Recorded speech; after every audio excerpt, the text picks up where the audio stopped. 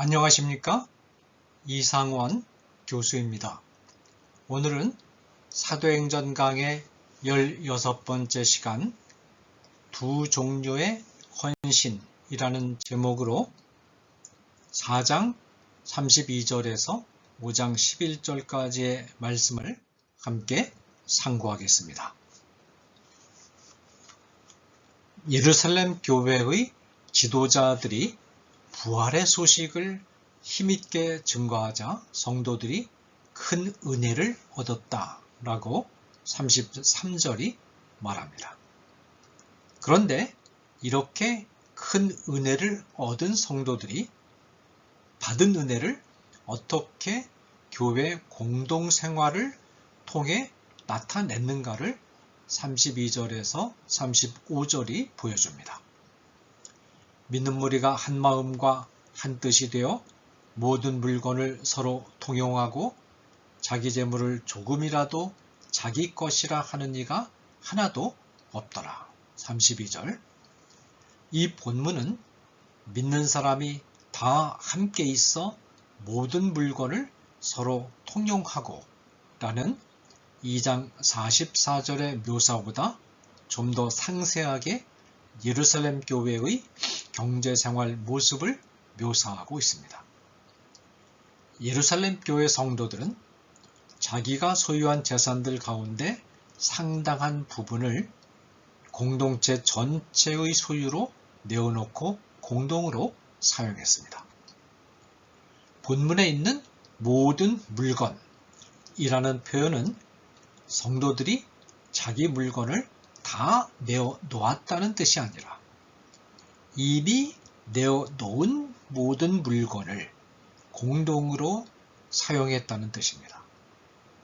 따라서 본문이 성도들이 자기 재산을 송두리째 내어놓았다라는 뜻으로 해석해서는 안 됩니다. 34절에서 35절은 그들이 어떻게 재산을 내어놓았는가를 보여줍니다. 그 중에 가난한 사람이 없으니 밭과 집 있는 자는 팔아 그 판 것의 값을 가져다가 사도들의 발 앞에 두매 그들이 각 사람의 필요를 따라 나눠줌이라. 이 표현 역시 2장 45절에 재산과 소유를 팔아 각 사람의 필요를 따라 나눠주며 라는 표현보다 조금 더 세밀한 묘사임을 알 수 있습니다. 2장 45절에서 재산과 소유라고 표현된 부분이 여기서는 밭과 집으로 구체화되었습니다. 힘있게 전파되는 부활의 소식을 듣고 예루살렘 교회 성도들은 이 세상에서의 삶이 인간의 삶의 전부가 아니요 이 세상의 삶보다 더 좋은 삶이 예비되어 있다는 진리를 알았습니다. 따라서 이들은 이 세상에서 누리는 것들, 이 세상에서 소유할 수 있는 것들을 상대화시킬 수 있는 안목을 가질 수 있었습니다. 더 좋은 삶에 대한 소망으로 충만한 이들에게 있어서 이 세상에 있는 재물은 그렇게 크게 애착을 가져야 될 것이 아니었고 경우에 따라서는 재물을 포기할 수도 있다는 마음의 여유가 있었습니다. 또한 이들은 하나님의 아들인 예수께서 자신들을 얼마나 깊이 사랑하셨으며 자신들을 죄악으로부터 구원하고 살리시기 위해서 어떤 희생을 치르셨는가를 알았습니다. 그리고 예수께서 보이신 희생의 삶이 바로 자신들이 본받아야 할 삶의 모습이라는 사실도 깨달았습니다. 은혜를 받은 예루살렘 교회 성도들은 자신들이 소유한 재물을 언제든지 하나님과 이웃을 위해 희생할 수 있는 마음의 준비가 되어 있었습니다. 이들은 교회 공동체 안에 있는 가난한 동료 성도들을 그냥 방치해둘 수 없었습니다. 아무도 강제하지 않았음에도 불구하고 재산이 있는 사람들은 자기 재산을 팔고 바치는 사람들은 바치는 성도들은 자기 밭을 팔아서 교회 공동기금을 마련하고 필요한 만큼 공평하게 나누어 쓰는 생활을 실천해 옮겼습니다. 예루살렘 교회는 죽은 자를 부활시키는 하늘의 권능을 충만하게 받은 거룩하고 신비로운 공동체였을 뿐만 아니라 이웃에 대한 사랑을 구체적으로 실천한 윤리적인 공동체이기도 했습니다. 예루살렘 교회는 신비와 사회성, 은혜와 윤리, 하나님을 향한 사랑과 인간을 향한 사랑을 모두 골고루 갖춘 공동체였습니다. 교회는 이 두 가지 모습을 함께 갖추어야 합니다. 교회가 신비로움을 상실해버리면 세속화의 길을 걷게 되고 교양이나 말하고 정치적인 행동에나 참여하고 사교나 나누는 어정쩡한 공동체가 되고 맙니다. 반대로 교회가 사랑의 실천을 상실하면 자기 확장만을 꾀하는 이기적인 공동체로 전락할 수 있습니다. 가장 신비로운 교회가 가장 사회적인 교회가 되어야 합니다. 기도를 많이 하는 교회, 예배를 거룩하게 드리는 교회, 성령이 충만한 교회, 전도와 선교에 많은 관심을 가진 교회가 구제를 많이 하는 교회, 사회 봉사를 많이 하는 교회, 고아원과 양로원을 많이 돕는 교회, 사회를 개선시키는 운동에 앞장서서 돕는 교회가 되어야 합니다. 본문은 계속해서 물질을 공유하는 과정에서 발생한 두 사건을 대조하여 소개합니다. 한 사건은 물질을 공유하는 생활을 가능하게 한 구체적인 실천의 예를 보여주고 있고 4장 36절에서 37절, 다른 한 사건은 이 공동생활로부터 파생된 부작용을 보여주는 비극적인 사건입니다. 5장 1절에서 11절. 먼저 소개되는 아름다운 사건의 주인공은 바나바입니다. 36절에 바나바가 어떤 인물인가가 소개되어 있습니다. 구브로에서 난 레위족 사람이 있으니 이름은 요셉이라 사도들이 일컬어 바나바라, 번역하면 권위자라 하니. 바나바는 정통 제사장 지파인 레위 지파 출신입니다. 바나바의 조상은 일찍이 구브로, 오늘날의 키프로스, 구브로라는 지중해 상의 섬으로 이민 가서 정착해 있었습니다. 바나바는 아마도 오순절 성령 강림 사건을 전후해서 예수님을 믿게 된 것이 분명합니다. 바나바는 온유하고 따뜻한 마음을 지닌 인격자로서 사도들의 눈에 띄어 자연스럽게 교회 지도자로 떠오른 인물입니다. 사도들은 원래 이름이 요셉인 그에게 위로의 아들을 뜻하는 바나바라는 별명을 부여했습니다.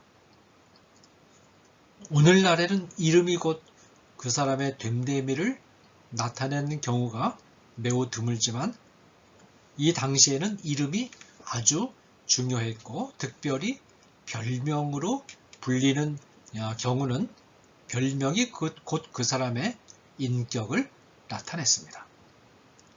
바나바는 그 이름이 시사하는 바와 같이 늘 온유하고 관대한 마음과 생활을 통해서 성도들의 존경을 받았을 뿐만 아니라 사도들로부터도 인정을 받았습니다. 바나바가 예루살렘 공동생활에서 보여준 아름다운 헌신의 행위가 37절에 기록되어 있습니다. 그가 밭이 있음에 팔아 값을 가지고 사도들의 발 앞에 두니라. 바나바에게는 밭이 있었습니다. 여기서 말하는 밭은 농사 짓기 위한 땅을 가리킵니다.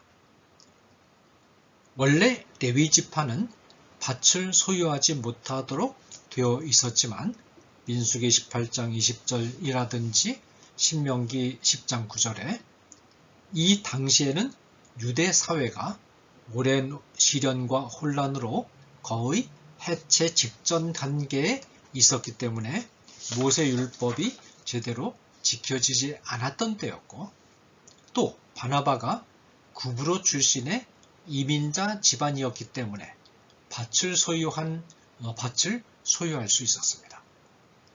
바나바는 이 밭을 팔아서 전부를 팔았는지 일부를 팔았는지는 알 수 없습니다. 그 판돈을 교회 공동 생활기금으로 헌납했습니다. 36절과 37절을 연결하여 읽을 때 우리는 바나바의 온유하고 관대한 마음, 그의 생활, 그리고 밭을 팔아서 헌납한 행위가 잘 조화되고 있음을 발견할 수 있습니다. 예루살렘 교회 성도들도 바나바의 헌납이 순수한 신앙의 표현임을 알고 있었습니다. 성도의 헌납이 순전한 마음과 잘 일치되어 균열이 없고 또 평소 생활과도 모순되지 않으면 교회와 성도들에게 많은 힘을 주고 위로를 주며 교회를 건실하고 풍요롭게 하는데 도움을 주며 하나님의 나라를 이 땅 위에 이루는 데도 크게 기여를 하게 됩니다. 물론 하나님도 기뻐하십니다.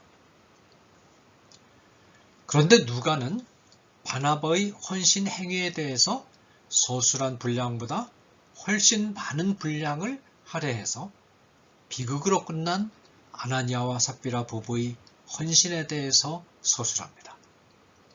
우리말에는 나타나 있지 않으나 원문에 보면 5장의 기록이 그러나 라는 단어로 시작되고 있는데, 이 사실은 누가가 바나바의 헌신과 아나니아 부부의 헌신을 대조해 보여주려고 했음을 암시합니다.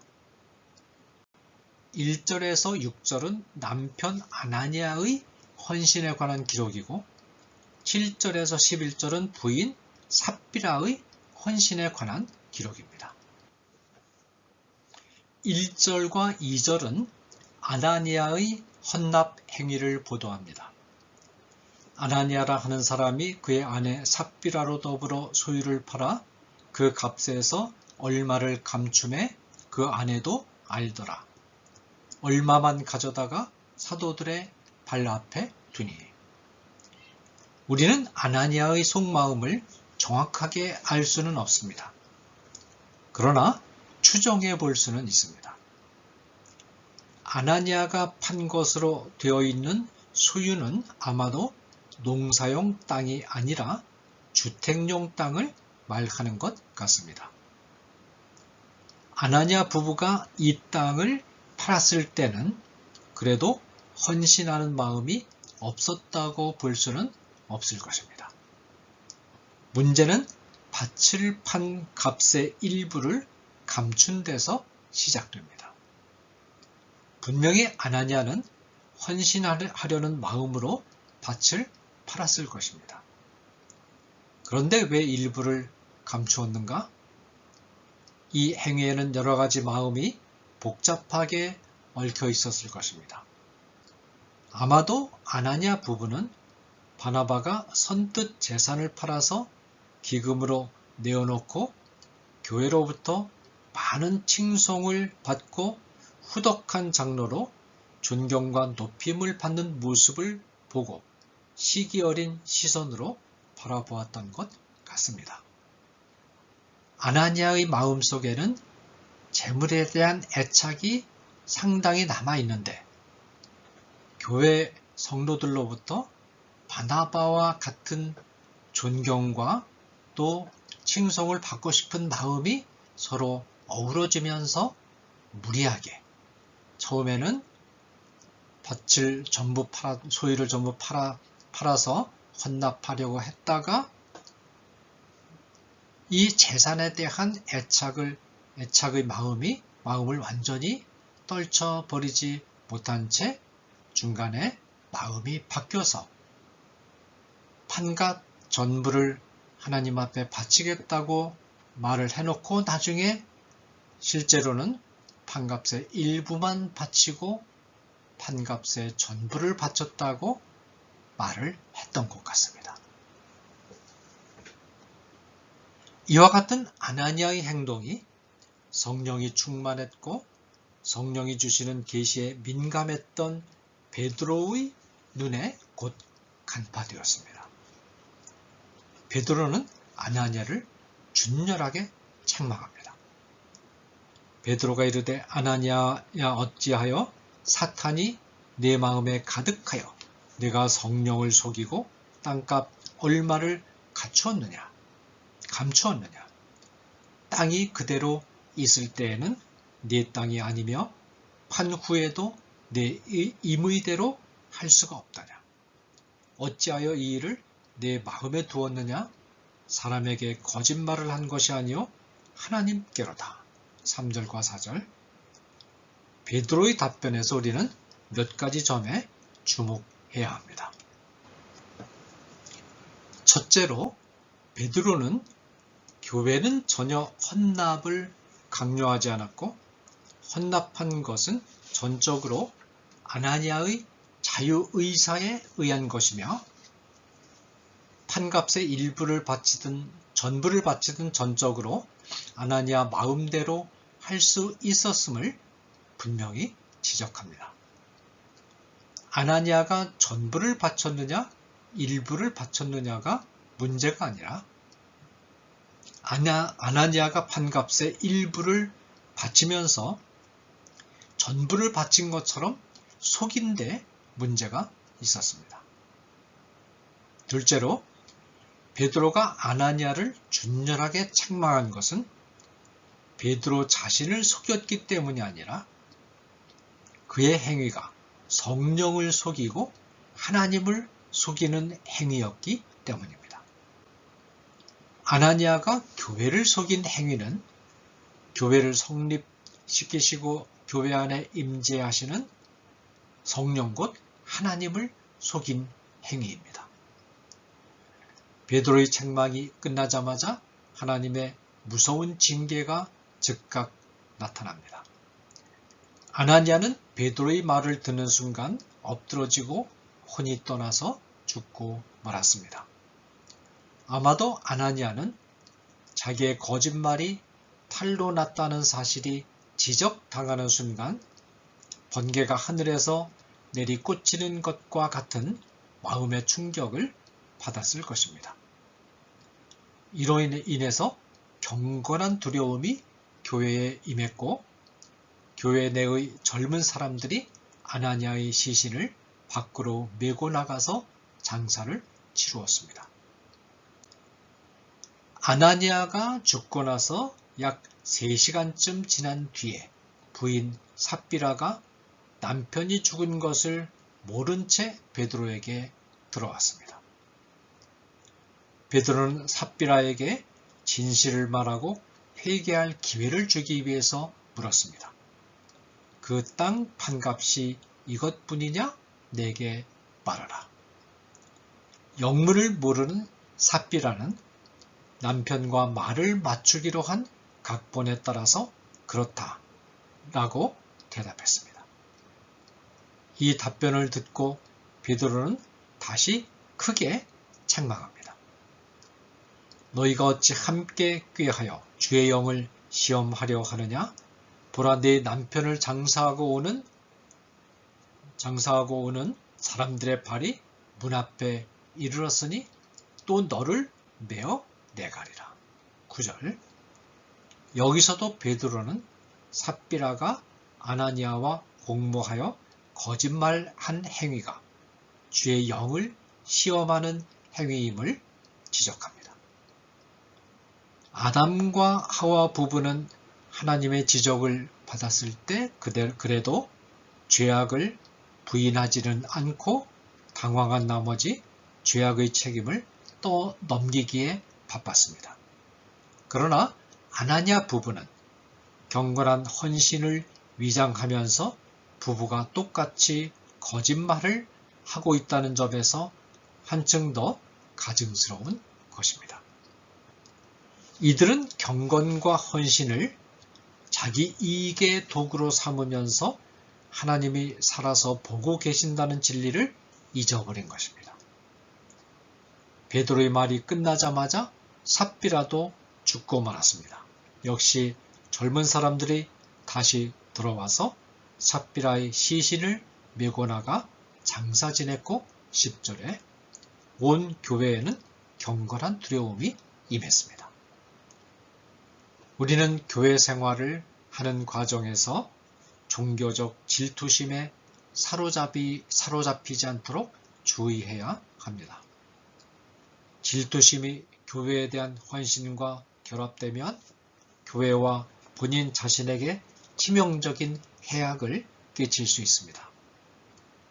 마음과 생활이 뒷받침되지 않은 채 신분에 따르는 명예를 얻어보려는 숨은 의도를 가지고 헌납을 하고 교회 봉사를 하고 또 사람을 그렇게 이기심을 숨기고 대하는 생활을 하지 않도록 주의해야 합니다.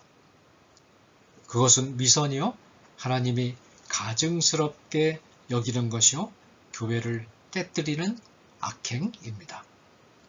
그런 헌신을 하는 것보다는 차라리 헌신을 중단해야 할 것입니다. 우리는 바나바와 같이 마음과 생활과 헌신이 괴리되지 않고 아름답게 조화를 이루는 진실하고 아름다운 헌신을 하도록 늘 우리의 마음을 다스려야 할 것입니다. 호사다마라는 말이 있죠.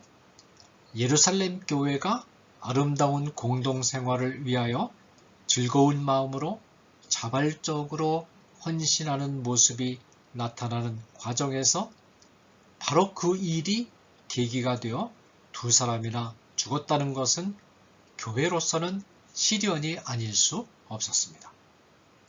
그러나 놀랍게도 이 일로 인해서 예루살렘 교회가 시험에 들어서 분열되었다거나 심각한 분쟁이 일어났다는 보도는 찾아볼 수 없습니다.